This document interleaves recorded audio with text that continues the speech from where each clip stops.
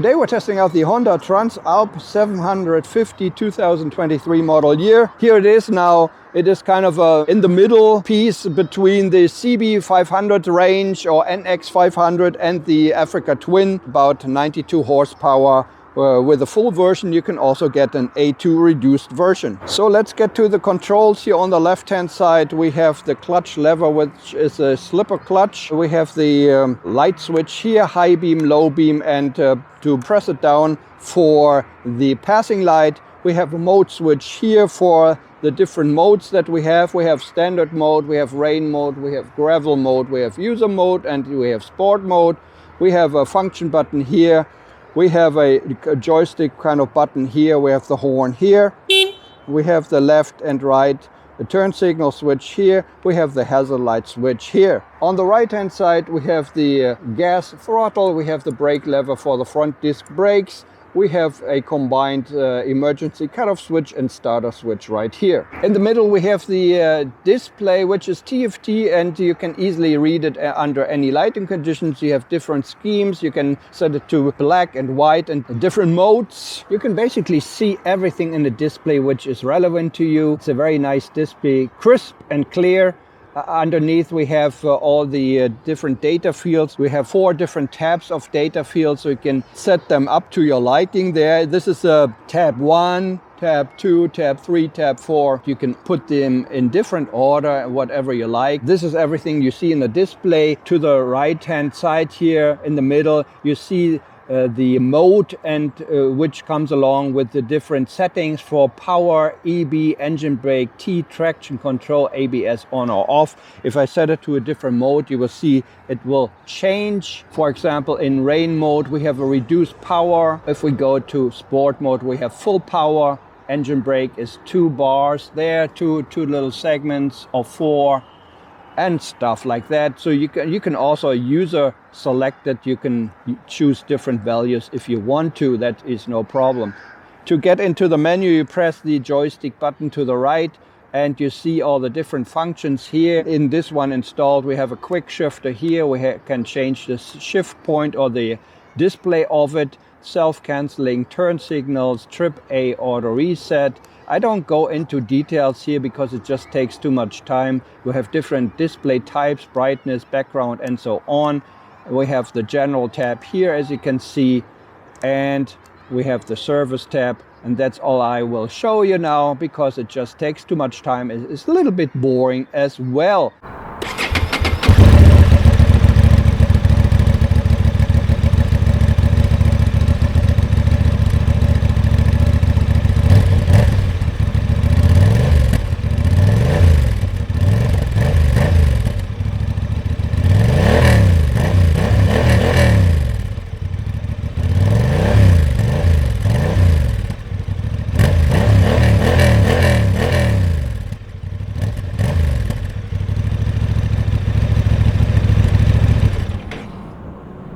Yes, so this is the Honda Transalp 750 2023 model year, and yeah, anybody who is a fanboy of a old Transalp or maybe the new Transalp, I don't know, please turn off the video now and watch something else, because maybe my opinion you will not like.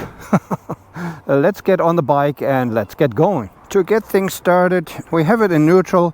We just turn on the engine here. And there we go, it comes to life. Put it into first gear. We have a quick shifter here. On this model it's not standard, but you can get it separately, and I will try to use it. Usually I'm not really used to quick shifter, but I always have to remind myself to use it. But of course after a while, if you get used to it, you don't want to miss it anymore, I guess. The first thing that you notice when you get on this motorcycle is basically the sound when you rev it up, the engine, and this is something I don't like. To me the sound is not so nice. That's my personal opinion. When I compared, I just test rode the NX500. I know it's smaller, you cannot compare it, but still for me personally the power is not so important. Everything, the whole package to me is important, and when I rev this up here, it is definitely a sound I don't really like.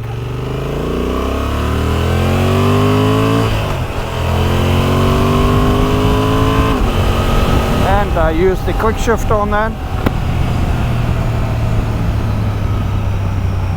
I like the sound of the exhaust or of the engine of the NX500 better, to be honest. And yeah, that is just my personal opinion, of course. This is what I noticed like the first few minutes or first few seconds I was on the bike. It sounds like it's like a rattling sound. That's why I don't like it.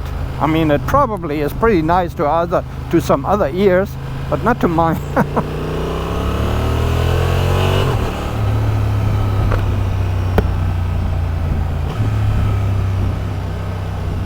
Anyways, the other things are the seat height is a 850, at least that's what it says, but it doesn't really feel that high.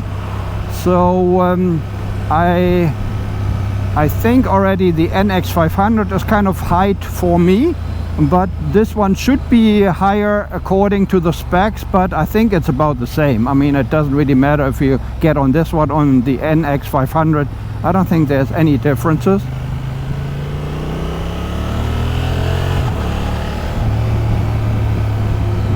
And yeah, it has a 21-inch tire in the front, 18 in the rear.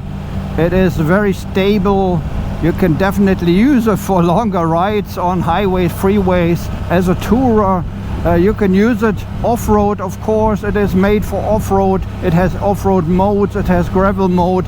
It also you can also turn ABS off here on this one. And we have a fairly big suspension, meaning the travel is pretty long.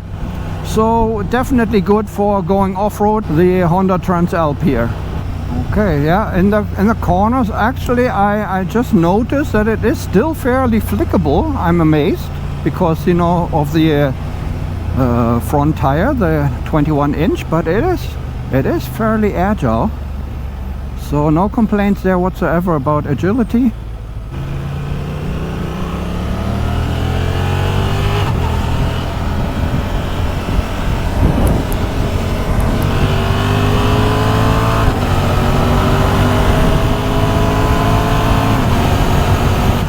About the windscreen is actually not so bad. I don't think it's adjustable, but from what it is, you know, it takes off all the pressure from your body. Definitely not bad. I will put it into 6th gear now, so nobody will complain.